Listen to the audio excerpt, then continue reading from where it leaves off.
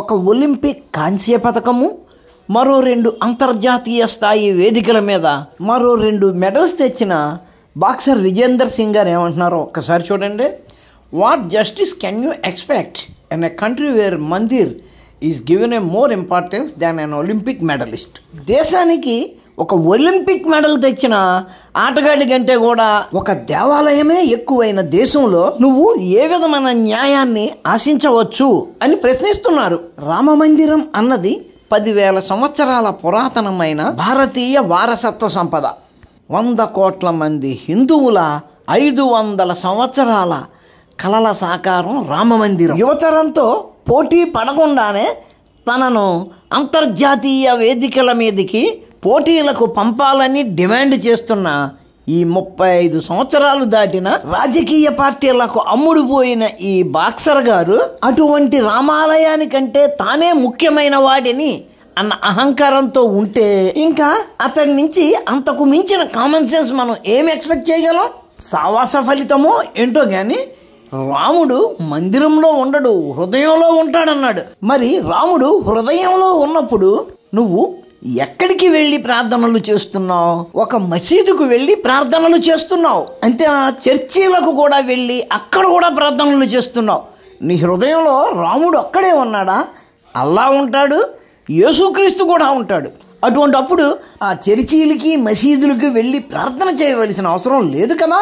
ఓహో, ఒక రాముణ్ణి మనం త్యజించాలా? అవును, మనం ఎవరికి అమ్ముడుపోయామో వాళ్ళు ప్రవర్తించినట్లు ప్రవర్తించాలి కదా. మన విజేందర్ సింగ్ గారి పార్టీకి చెందిన కర్ణాటక రాష్ట్రానికి చెందిన ఒక మంత్రి గారు ఏమంటున్నారో చూడండి. అయోధ్యలో ఉన్నది బీజేపీ రాముడు, మన రాముడు కాదు. మనకి సిద్ధరామయ్య గారే సాక్షాత్తు ఆ శ్రీరామచంద్రుడు. అటువంటప్పుడు మనం అయోధ్య వెళ్ళవలసిన అవసరం ఏముంది? ఈ మాటలు అన్నది ఎవరో కాదు, సాక్షాత్తు కర్ణాటకకు చెందిన కాంగ్రెస్ పార్టీ నాయకుడు ఆంజనేయ.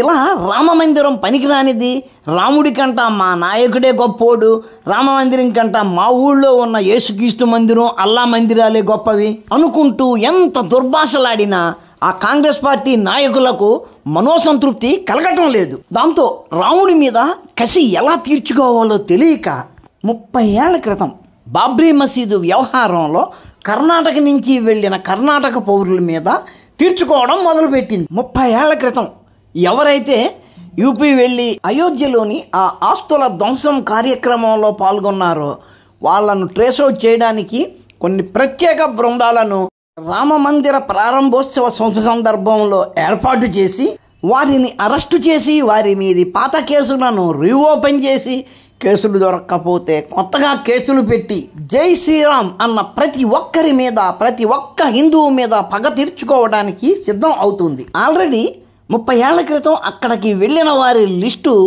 పోలీసులు తయారు చేసి పెట్టుకున్నారు.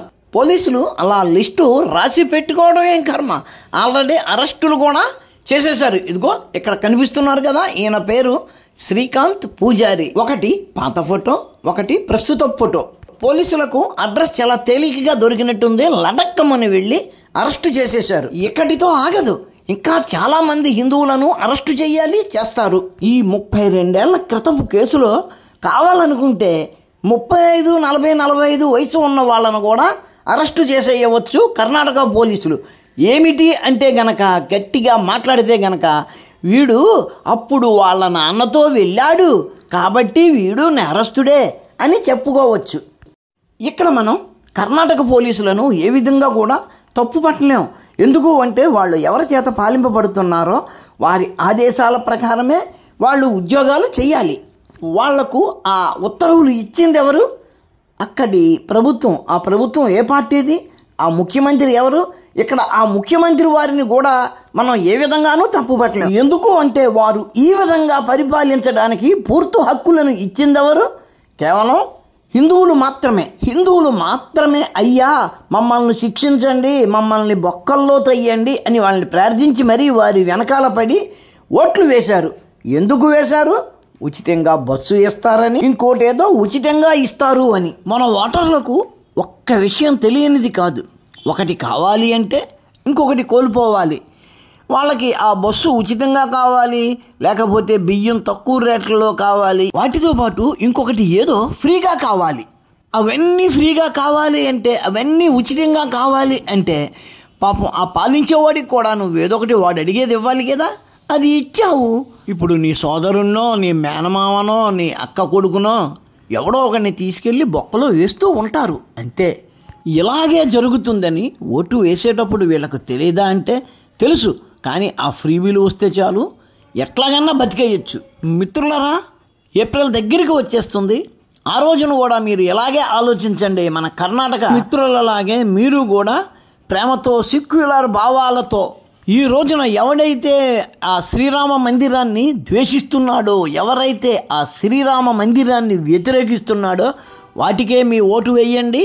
ఆ తర్వాత ఎలక్షన్లు అయిన తర్వాత మీ తోలు చక్కగా వారి చేత తీయించుకోండి.